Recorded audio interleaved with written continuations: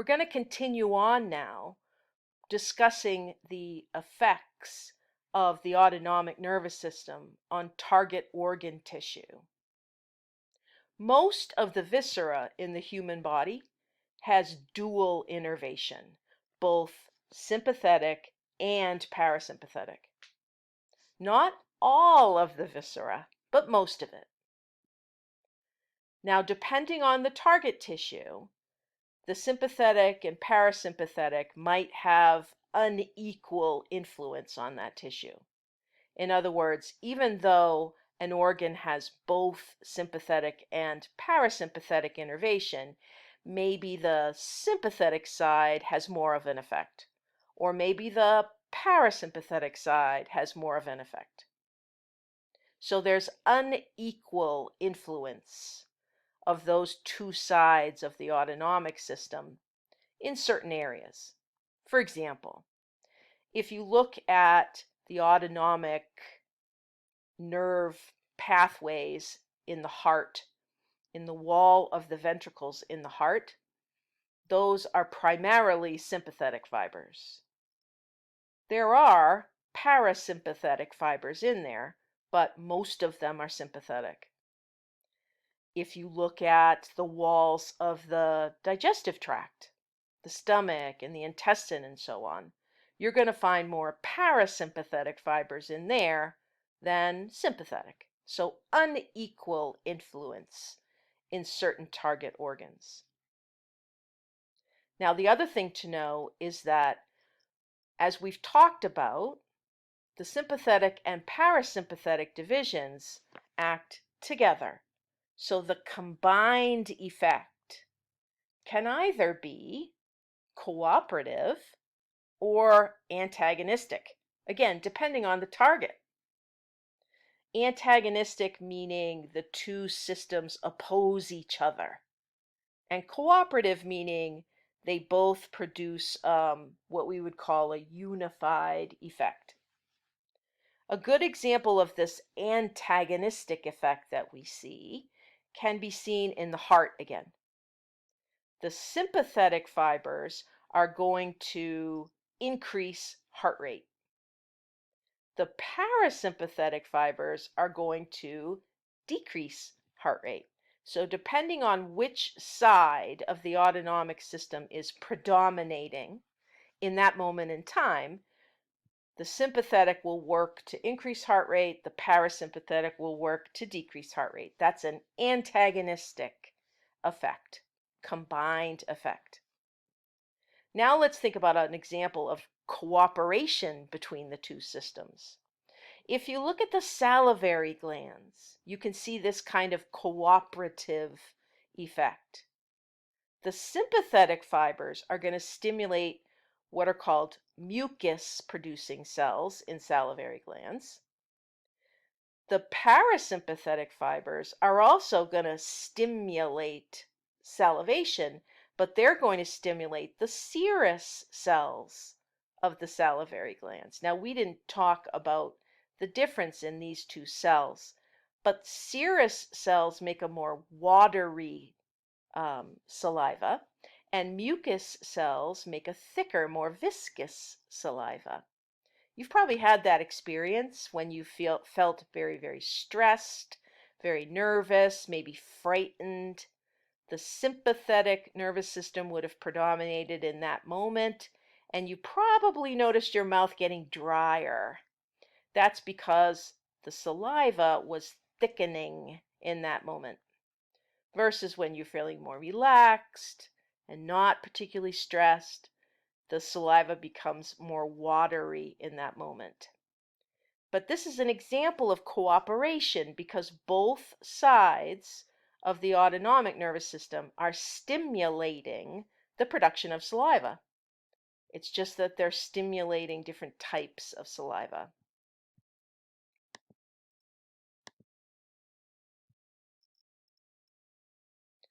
So the two sides of the autonomic nervous system can sometimes have antagonistic effects and sometimes have cooperative effects on a target organ. It's also possible, though, for the autonomic nervous system to produce opposing effects on different target organs without dual innervation. Now, that might seem very strange, but there are target organs that don't have both sympathetic and parasympathetic innervation. Some target organs only have one type. And in order to produce an opposing effect, you just have to change the input of that one type of innervation. For example, we see a lack of dual innervation in various target organs. The adrenal gland, specifically the adrenal medulla, the erector pili muscles, the sweat glands, and many of the blood vessels throughout the body do not have dual innervation. They only have sympathetic innervation. So the question is, how could you possibly produce opposing or antagonistic effects on these kinds of structures with only one kind of innervation? Well, let's look. Let's look at regulation of blood pressure as a good example. Sympathetic fibers to blood vessels are going to help determine the state of constriction or relaxation of those vessels. So how wide open they are or dilated, that would of course reduce blood pressure, or how narrow and constricted they are, which would increase blood pressure. Sympathetic fibers are always talking to blood vessels. In other words, just like we saw in skeletal muscle, there is always a little bit of constriction in a blood vessel. This is what we refer to as vasomotor tone. Just like we talked about skeletal muscle tone, there's always a little bit of tone, just a little bit of constriction in a blood vessel. Now, if those sympathetic fibers, starting at that basal level of tone, if they were to increase their firing rate, the smooth muscle would contract in the wall of the blood vessel. You would get a constriction and a narrowing of that blood vessel. Blood pressure would therefore go up. Now, in order to get the opposite effect, the antagonistic effect, we just decrease the amount of action potential firing in those sympathetic fibers. That's going to allow smooth muscle to relax. That's going to cause the blood vessel to dilate. That's going to drop blood pressure. So even with only sympathetic innervation, you can get antagonistic effects on a target organ. It's interesting to note that in addition to this role that the sympathetic nervous system has on blood pressure, it can also literally alter blood flow. The sympathetic control of vasomotor tone can divert blood from one part of the body to another under different circumstances. Think, for example, about the stress that comes from exercise. Remember, stress does not always mean emotional stress or distress. Sometimes we're just talking about physical stress, like the stress of exercise, which is a good kind of stress, right? That kind of stress that the body is under during exercise is going to increase the dilation of certain blood vessels, particularly arteries that supply the skeletal muscle and the heart. That's going to allow for more blood to go to the skeletal muscle and the heart. That's going to feed those tissues and allow for them to function more optimally because we're exercising. These tissues need more oxygen in those circumstances. They need more oxygen because they need to produce more ATP for energy. Now, simultaneously during exercise, the sympathetic nervous system is going to constrict arteries that are supplying things like gastrointestinal tissues and urinary tissues, genital tissues.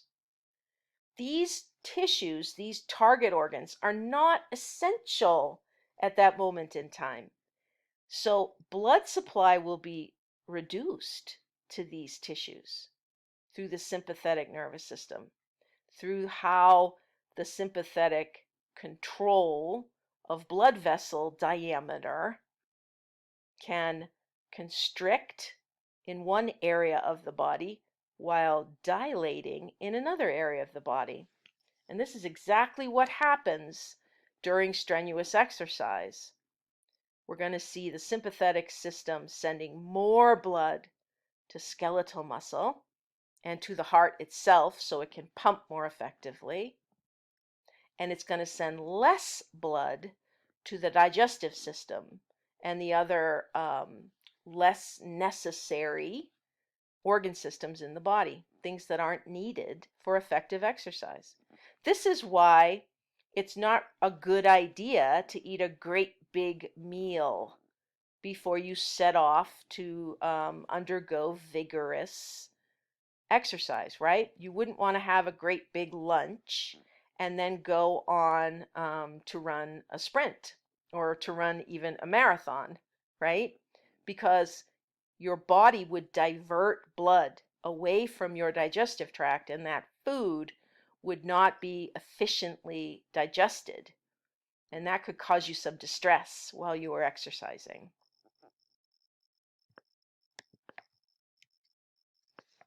On this slide, we're looking at a diagram of this phenomenon of sympathetic control of vasomotor tone. Up at the top, we're looking at a diagram of an artery branching in some location of the body. They're showing us a nearby sympathetic nerve if we're in the peripheral nervous system, or a nerve fiber. It's communicating with the tunica muscularis, the smooth muscle that's found on the arterial side of the cardiovascular system. It's the arteries that are capable of either constricting, getting narrower, or relaxing, getting more dilated. So with a higher amount of firing, and that's what these black lines are telling us, with more and more firing, we're going to see that smooth muscle contract, and the diameter of the vessel is going to get narrower. That's vasoconstriction. And during vigorous exercise, this is what's going to happen in the digestive tract and the urinary tract and so on. Down at the bottom, we're looking at basically the opposite effect. When we have less firing going on, and that's what these black lines are indicating, that's going to allow the smooth muscle in the walls of the arteries to relax. And that's going to let that vessel dilate. This is what's happening in the skeletal muscle and in the walls of the heart. This is going to bring more blood, more oxygen to those tissues. This vasodilation is going to allow those tissues to perform at a more optimal rate during vigorous exercise.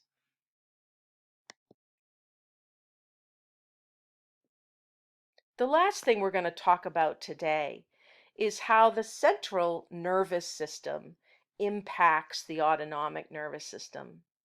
Despite its name, the autonomic nervous system does not function alone. It's not isolated from the rest of the nervous system.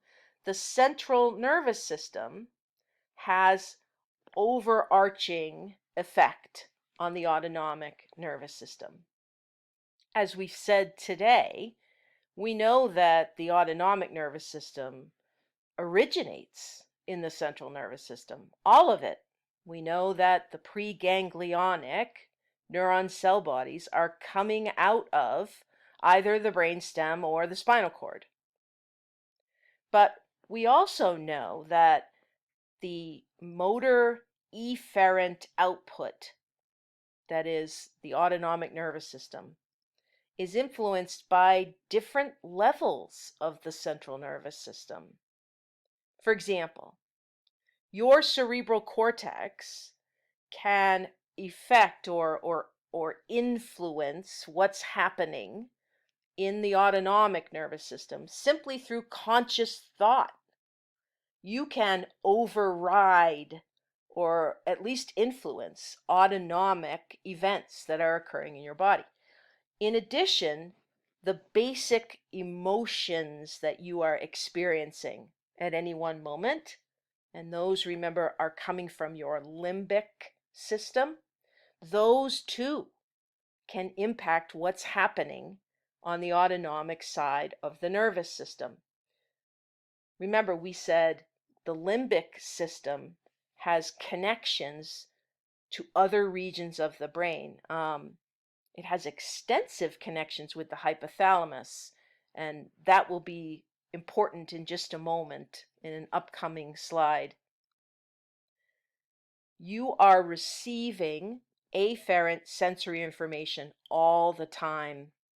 You also experience emotions, including very basic, very basal emotions, including things like anger and fear and sexual desires. Those are very basal limbic system associated emotions. So that sensory input, those emotional experiences that are coming into the limbic system are going to impact the efferent motor pathways of the autonomic nervous system. On this slide, we're looking at an image of the limbic system as it is positioned within the brain. Now, there's a lot of labels on this slide. Don't worry about these labels. If we didn't talk about these things, they're not things that you're responsible for. But recall where this limbic system is located. We're in the central regions of the brain, the deep regions of the brain, and we're looking at those deep nuclei that are the limbic system. We're looking at this gray matter that is the limbic system. Just to orient us, we're on a cross section right through the center of the two hemispheres. So we're looking at the cut face. This white area right here represents the corpus callosum that connects the left and right hemispheres. We can see in green, this is one of those nuclei. We can see in pink down here, this is the hippocampus. Recall that the hippocampus is involved with memory. You can see a nucleus here in blue and others in different colors. These are various nuclei that make up this limbic system, this center of basic emotion. Now, the artist has taken that tissue away from the rest of the brain and shown it in a little more detail here. Here's the amygdala here. Remember, we associate that with things like fear. Again, hippocampus here in pink. You can see there's all kinds of labeled nuclei that make up this limbic system. You know, the other thing you can see in this diagram is one of the nerve tracts of a cranial nerve 1, the olfactory tract. Remember, we said that was located quite anteriorly in the brain. Now, I point that out because I think it's very interesting to notice that nervous control of smell, nervous control of memory, and nervous control of basic emotion is all in the same place, which is why we get some crosstalk between these systems. Think for a minute about how smell and memory create emotions in you. It's especially true this time of year, isn't it? I know for myself if I smell a pine scented candle at this time of year, it brings back lots of memories for me of Christmases in the past. And that gives me lots of warm emotions, happy emotions because of those memories. There's crosstalk between parts of our nervous system, and when they are anatomically located in such close proximity, they are connected to each other. Very interesting. I mentioned a moment ago that the hypothalamus plays an important role in how the central nervous system can override or impact the activity of the autonomic nervous system. In fact, the hypothalamus is the major controller of the autonomic nervous system. Remember, the hypothalamus is part of the forebrain. We said the cerebrum, the thalamus, and the hypothalamus make up the forebrain. We also said that the hypothalamus is in close communication with the pituitary gland, remember? And we said between the hypothalamus and the pituitary gland, we had major control over the entire endocrine system. So it's no surprise that the hypothalamus also exerts a lot of control over the autonomic nervous system. In fact, it's the major controller.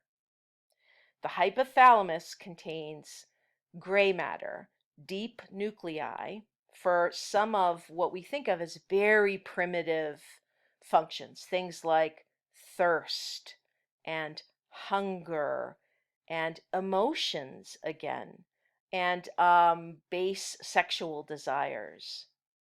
So, input from the higher parts of the brain, from the cerebral cortex, and input from the more ancient basal parts of the brain, the limbic system, those are going to both provide input to this hypothalamus, to this control center.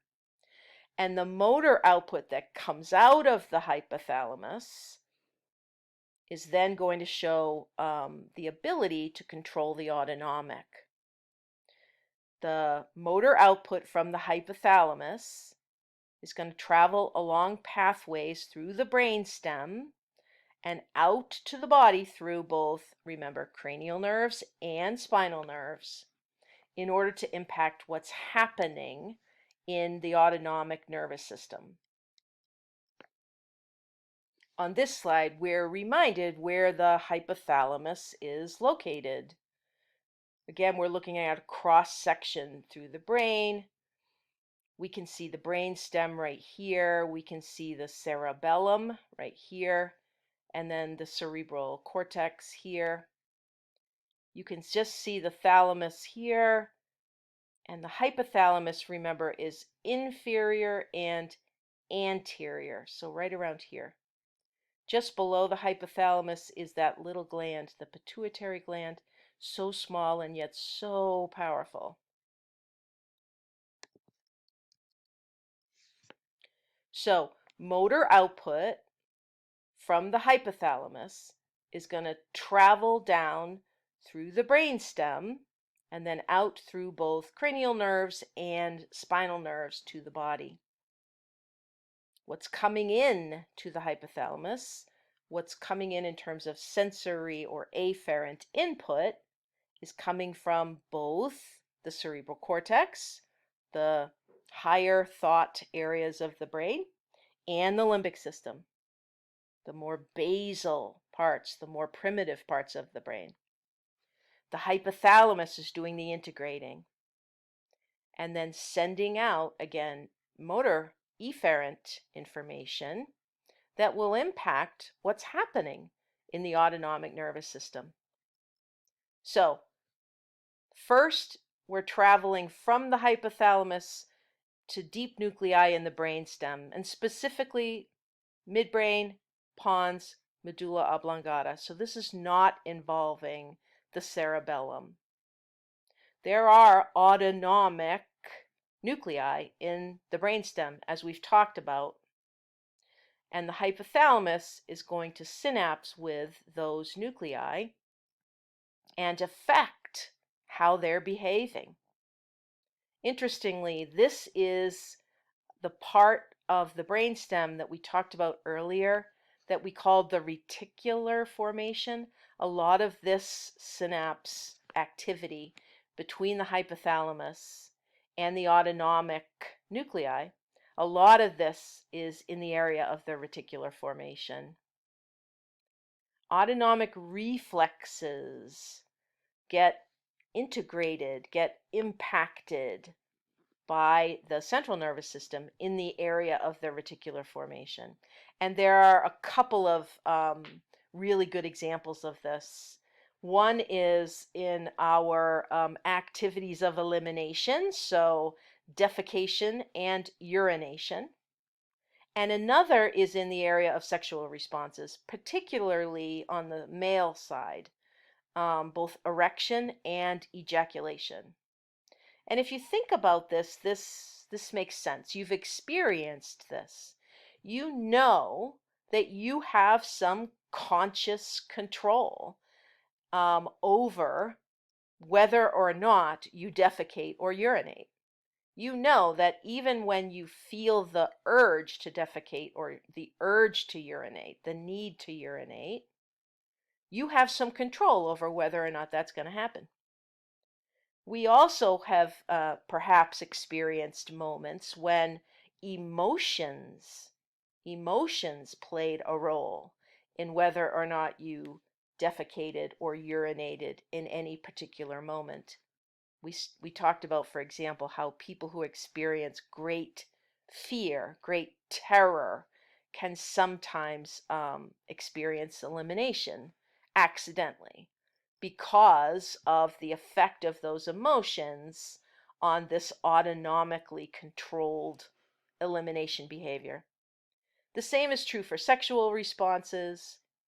While certainly both erection and ejaculation in the male are under the control of the autonomic nervous system, it is possible for both the higher thought centers and the emotional centers to control when and whether this happens. So the brain can override or impact what's happening with the autonomic nervous system, particularly through the hypothalamus. Remember, the brain can override reflex activity in general, right? We said that even with somatic reflexes, think about the patellar reflex when your physician hits your knee with that little rubber hammer. If you're watching the physician do that and you're thinking to yourself, I'm not going to move my leg, you won't.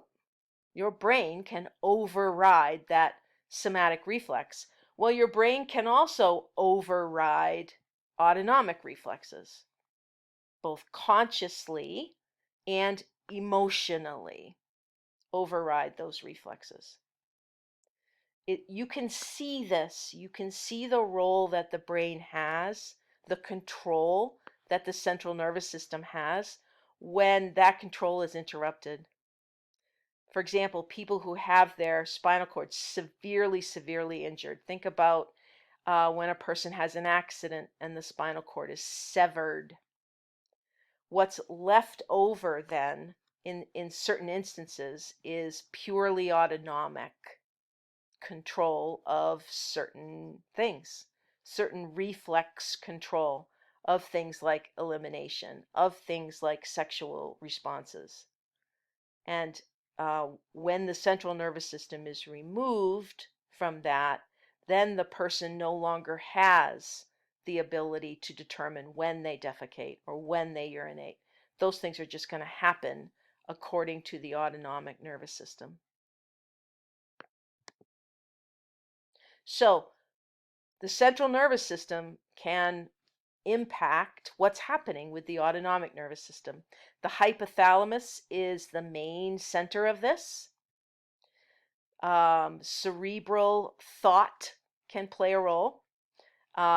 Subconscious thought in terms of the limbic system, that can also play a role. Those two things, the thought centers, the conscious thought centers, and the subconscious emotional centers are both going to send information to the hypothalamus. And it's the hypothalamus that will then provide motor output that will impact what's happening with the autonomic nervous system. A lot of this passes through the reticular formation, so that plays a big role in central control of autonomic activity.